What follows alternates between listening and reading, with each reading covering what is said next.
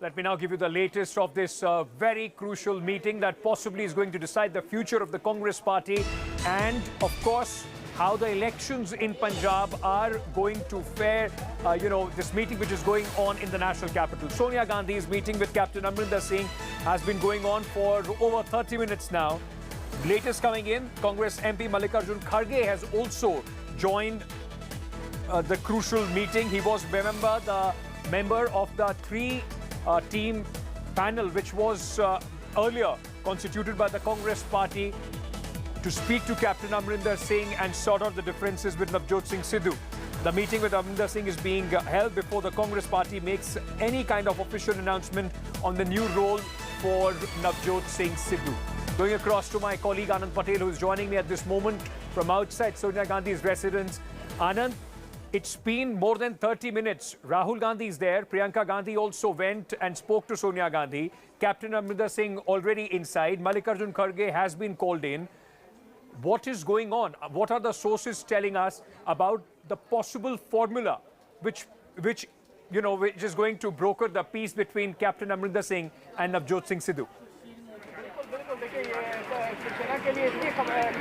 Yes, Ankit, I can tell you this meeting going on for almost 40 minutes now.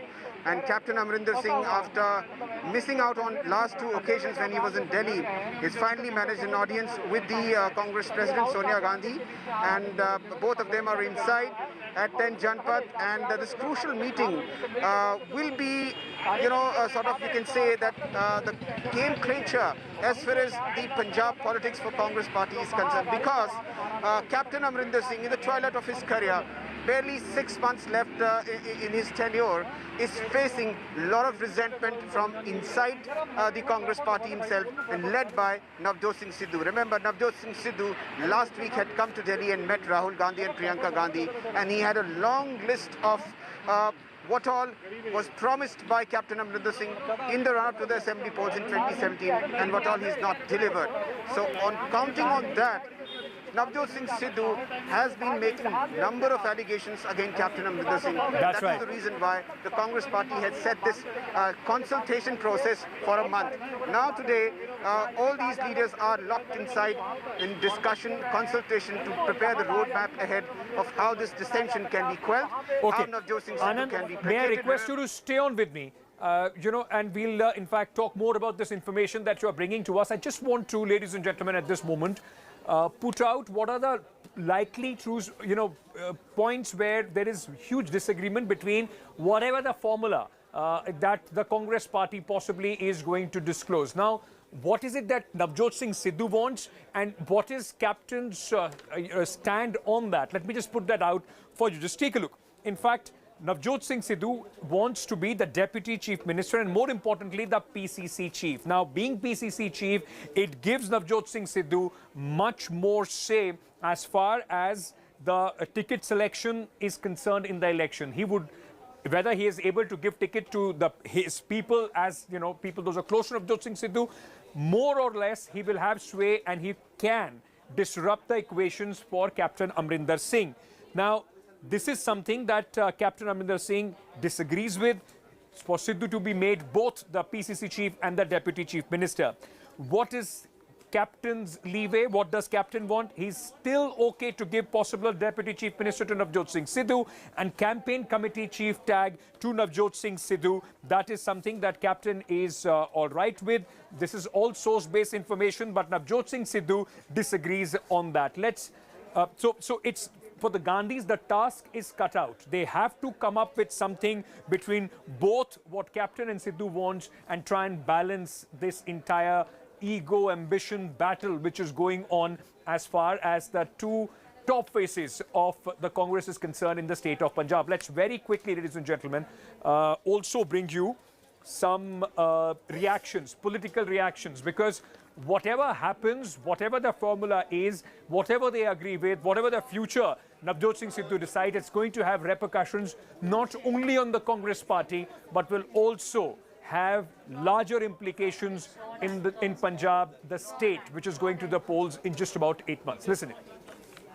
जो जो findings हैं वो committee ने भी तैयार कर ली हैं और कैप्टन अमरिंदर सिंह को भी कमेटी 2 बार मिल चुकी है और सोनिया गांधी जी के पास वो रिपोर्ट पहुंच चुकी है और उसके बाद वो फैसले तकरीबन अगले हफ्ते तक सब लागू हो जाएंगे। एक भी आदमी नहीं है पंजाब में कैप्टन अमरिंदर सिंह जी के बगैर जिसके साथ MLA हो MP हो, किसी के साथ कोई ग्रुप अगर कोई अगर किसी के पास आदमी है वो दिखाए अपने आदमी, अगर वो समझता है मैं पंजाब का लीडर हूं तो दिखाए उसके साथ कितने MLA हैं, कितने MP हैं, किसी की सपोर्ट में है।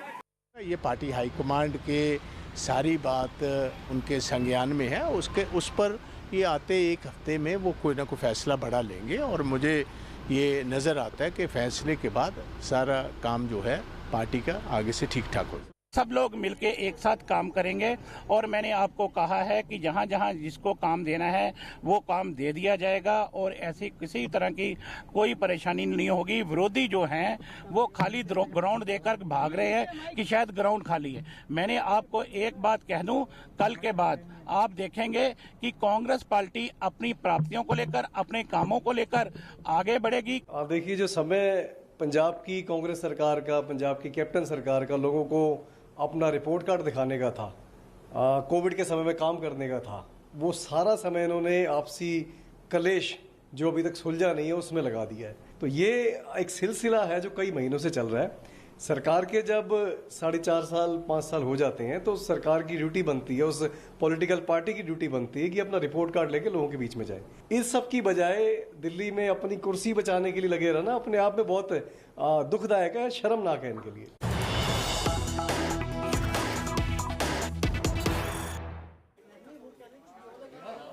All right, this is news just filtering in, and as I say, this is the latest news break, ladies and gentlemen. This is the India Today system which gives us the information, and look at this. This has just come in of important news information which is coming on the cabinet reshuffle that you are seeing on your screens right now. This has just come in. 6 sources have told India Today that 6 cabinet ministers are likely to be inducted and they are going to take oath on Thursday. We have names of 6 most probables: Narendra Rane, Jyotiraditya Scindia, Sarvananda Sonowal. Sushil Modi can also be inducted as cabinet minister. Now, this cabinet reshuffle is possibly going to take place on Thursday, 10:30 a.m. The latest news coming in as far as sources who have in fact confirmed this to India Today. Going across to National Affairs editor India Today, Rahul Srivastav, who is joining us at this moment. Rahul, few names seems to be the talk of the town. Many of them have started coming in. Narendra Rane, Scindia, Sonowal, Sushil Modi, more or less now being seen as people, those who are confirmed going into the cabinet.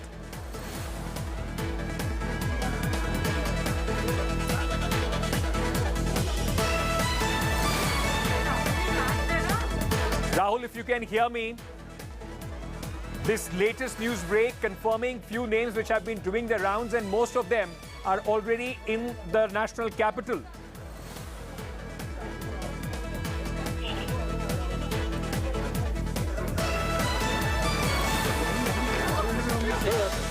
Okay, so the latest, in fact, news break that tells us that 6 cabinet ministers are likely to take oath on Thursday.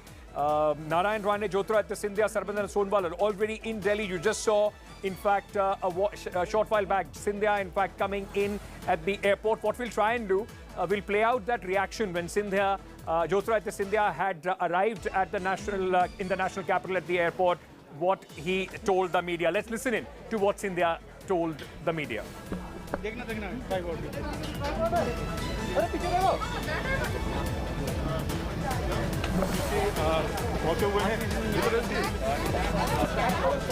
I know, but do we have Scindia?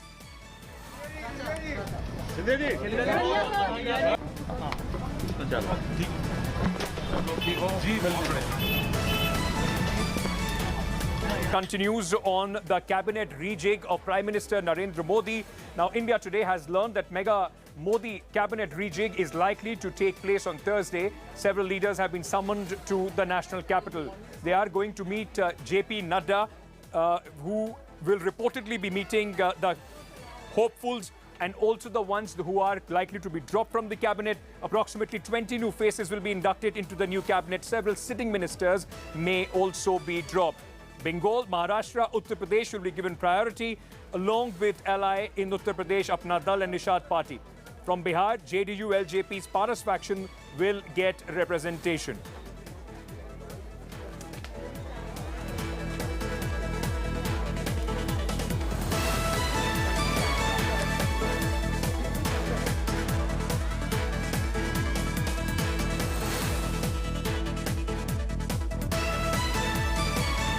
तीन दिवस के दौरे को समाप्त करके मैं अभी दिल्ली पहुंचा। कोई खबर होगी तो मैं आप लोगों को जरूर बीच में दौरा रद्द करके आया। मैंने आपको कहा है कि कोई खबर होगी तो आपको जरूर बताऊंगा।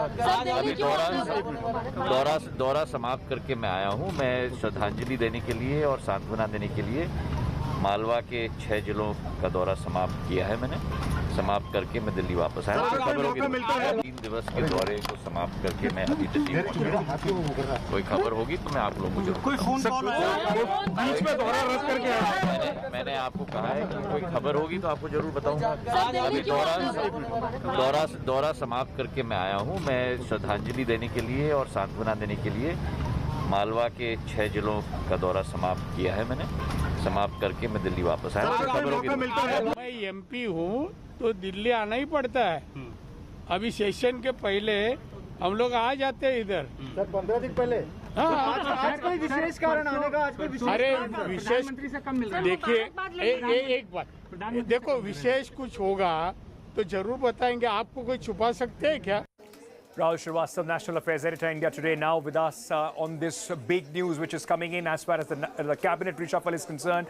Rahul, a lot of names being speculated about, but few of the people, those who have already arrived in Delhi, it just seems that larger contours are now clear. 5-6 names like Jyotiraditya Scindia, Narayan Rane, Sarbananda Sonowal, more or less are going to get a place in the cabinet, isn't it? Yes, Ankit. The broad contours were clearer. By Friday last, when India Today broke the story, there was broad contours were becoming visible. One, the top 4, Nirmala Sitaraman, Finance, Defence, External Affairs, and Home, no changes.